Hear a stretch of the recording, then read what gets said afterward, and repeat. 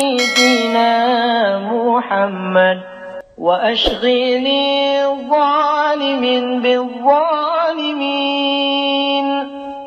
اللهم صل على سيدنا محمد وأشغلي. Assalamualaikum warahmatullahi wabarakatuh. Alhamdulillah wassalatu wassalamu ala Rasulillah. Amma ba'du. Para pemirsa dimanapun Anda berada, alhamdulillah, semoga kita semua dalam keadaan sehat walafiat, penuh rahmat dan naungan dari Allah Subhanahu wa ta'ala, sehingga kita menjalankan aktivitas dengan penuh keikhlasan, penuh kesabaran, dan penuh ketenangan. Saudara-saudaraku yang dirahmati Allah Subhanahu wa ta'ala, ada sebuah pertanyaan yang mana pertanyaan ini menyangkut dan terkait dengan doa. Bagaimana pertanyaan ini ditujukan pada sang penanya, bahwa dia berkata, kenapa sih kok doa saya nggak cepat-cepat dikabulkan, nggak cepat-cepat terrealisasi?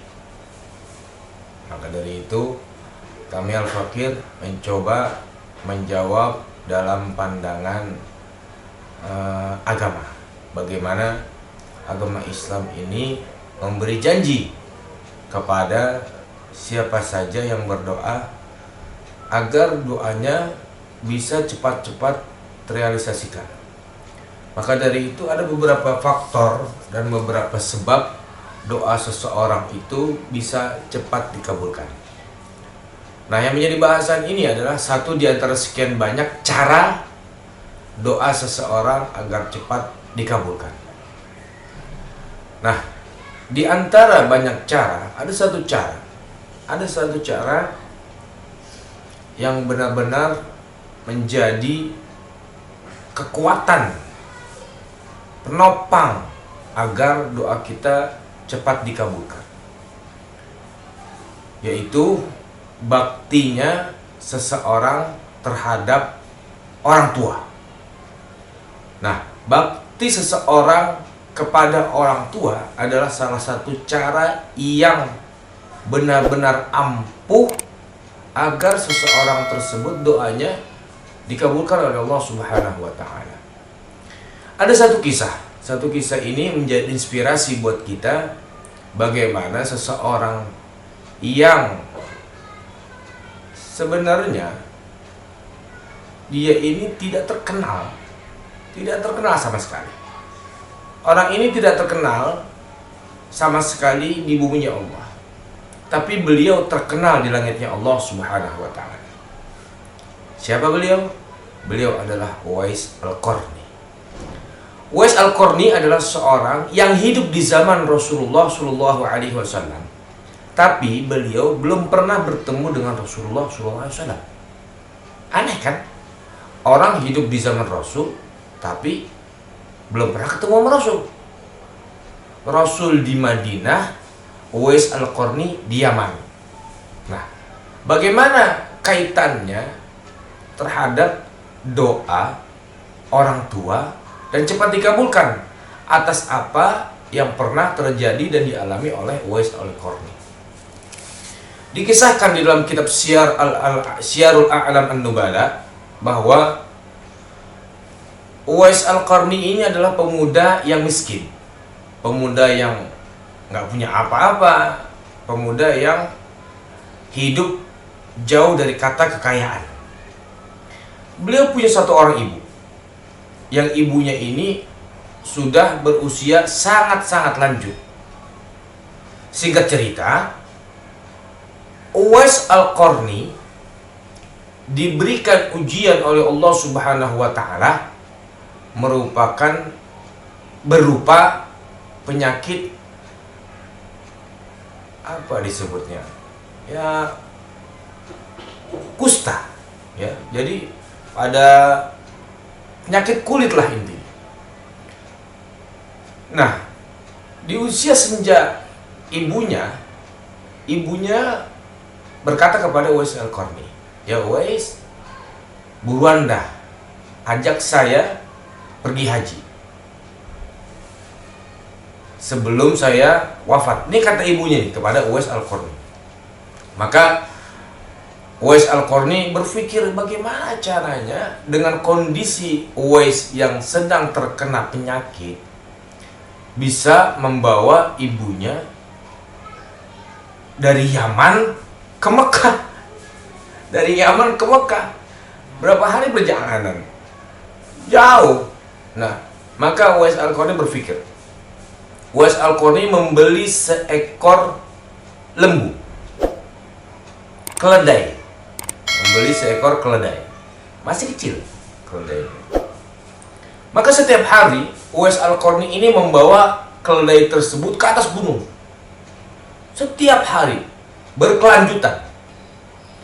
Dari yang keledai itu tadinya kecil sampai tiba-tiba keledai itu besar. Jadi beban berat keledai itu makin hari, dari satu bulan ke bulan yang lainnya makin berat, sehingga kekuatan yang dimiliki oleh Uwais Al-Qarni bertambah. Apa hikmahnya? Ternyata hikmahnya adalah agar Uwais Al-Qarni ini dapat kuat menggendong tubuh ibunya dari Yaman ke Mekah. Subhanallah. Jadi dipersiapin sama Uwais Al-Qarni. Dibeli seekor keledai. Dari keledai itu masih kecil sampai keledainya tumbuh dengan beban berat yang besar. Jadi seakan-akan buat latihan Uwais Al-Qarni menggendong keledai tersebut sampai akhirnya keledai tersebut tumbuh dewasa dan punya beban berat yang sama dengan ibunya. Subhanallah, sampai akhirnya masa haji tiba. Berangkatlah Uwais Al-Qarni beserta ibunya dengan cara digendong oleh Uwais Al-Qarni. Allahu Akbar. Digendong sampai ke Mekah. Tiba di Arafah tanggal 9 Zulhijjah. Maka ibunya berdoa kepada Allah Subhanahu wa taala, ya, agar Allah Subhanahu wa taala memasukkan diri ibunya ke dalam surganya Allah Subhanahu wa taala. Seketika itu penyakit yang ada di tubuh Uwais Al-Qarni, penyakit kulit belang, secara seketika hilang dari tubuh Uwais Al-Qarni. Tapi Allah Subhanahu wa taala mentakdirkan ada sebuah sisa penyakit, bekas penyakit di telapak tangannya. Untuk nanti ceritanya ini akan berkelanjutan. Yang bekas di tangannya ini adalah untuk menjadi ciri dan tanda bahwa orang tersebut adalah Uwais Al-Qarni. Allahu Akbar walillahil hamd. Kawan-kawan sekalian yang dirahmati Allah Subhanahu wa taala. Selesai ibadah haji, ya. Uwais Al-Qarni ditanya oleh ibunya, "Kenapa engkau pas lagi di padang Arafat tidak berdoa seperti aku berdoa?" Maka jawaban Uwais adalah apa? "Aku tak perlu berdoa karena ketika engkau duhai ibuku bahagia, otomatis Allah akan ridho kepada orang yang membahagiakan ibunya." Allahu Akbar walillahil hamd. Saudaraku yang dirahmati Allah Subhanahu wa taala. Sampai pulang lagi ke Yaman. Uwais Al-Qarni begitu menggebu-gebu ingin berjumpa dengan Rasulullah. Maka ditempurlah perjalanan dari Yaman ke Madinah. Ke Madinah untuk bertemu dengan Rasulullah. Maka ketika sampai di rumah Rasulullah, "Assalamualaikum." Dibukakanlah pintu. Ternyata yang membukakan pintu rumah Rasulullah adalah Siti Aisyah, yang tak lain adalah putri dari Sayyidina Abu Bakar Siddiq, yang tak lain adalah istri daripada Rasulullah Sallallahu Alaihi Wasallam. Maka Uwais Al-Qarni bertanya, "Apakah ada Rasulullah?" Maka Siti Aisyah menjawab, "Rasulullah sedang berada di medan pertempuran.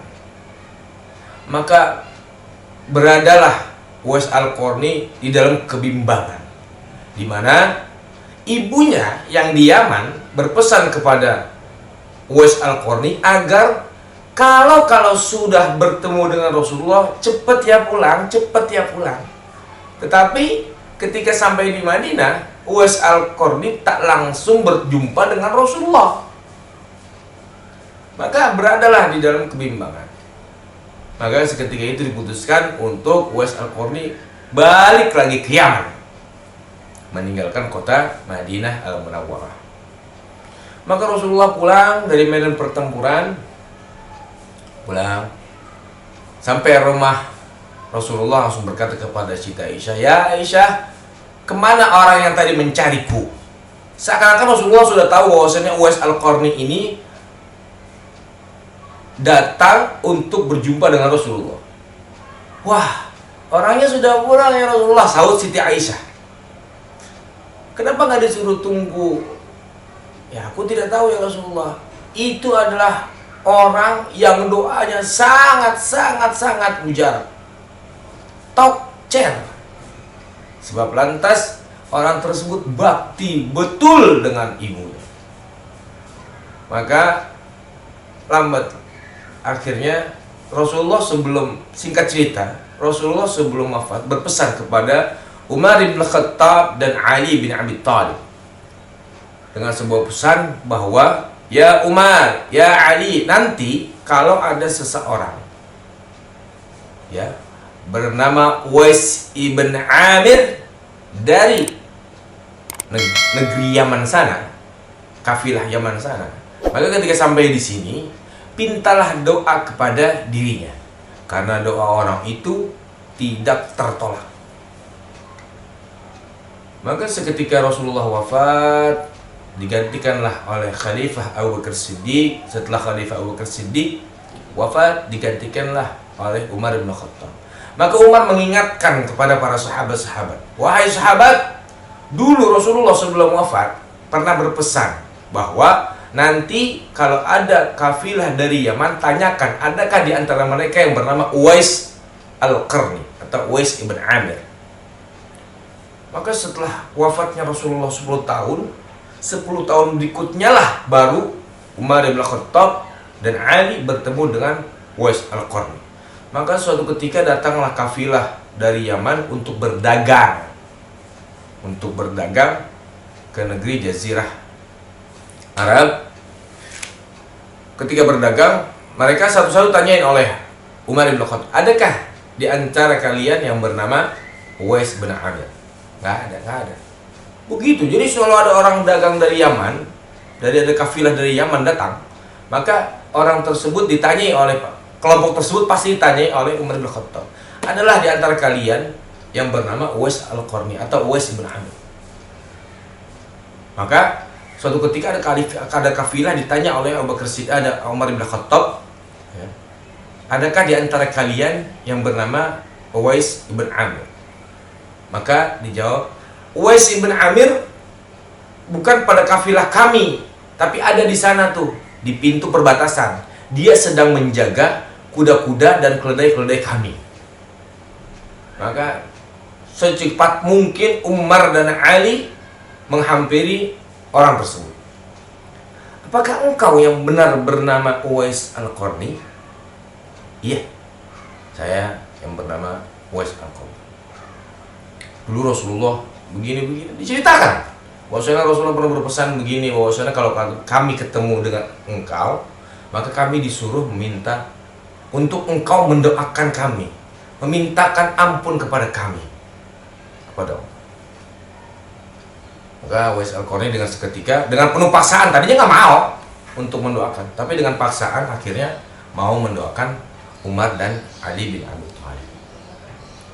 Dan hebatnya lagi Uwais Al-Qarni ini, ketika Umar bin Khattab pada saat itu menjabat, Umar bin Khattab menawarkan sesuatu, bahwasannya, "Bisakah kalian aku buatkan, maukah engkau aku buatkan surat untuk surat ini dibawakan kepada siapa saja yang engkau masuki ke negara tersebut, agar engkau berada dalam keamanan yang penuh." Maka Uwais Al-Qarni tersebut menjawab, nggak perlu. Ada Allah yang selalu bersama saya. Kawan-kawan sekalian yang dirahmati Allah, hikmah dari cerita ini adalah bahwa satu di antara sekian banyak cara-cara agar doa kita diijabah dan dikabulkan oleh Allah Subhanahu wa taala adalah baktinya kita kepada orang tua kita. Orang tua saya udah meninggal. Gimana cara bakti paling gampang? Maka insya Allah akan ada penjelasan selanjutnya di video yang berikutnya. Mudah-mudahan dengan cara bakti kita kepada kedua orang tua kita memuluskan segala doa kita agar doa kita cepat dijabah oleh Allah Subhanahu wa taala. Wassalamualaikum warahmatullahi wabarakatuh.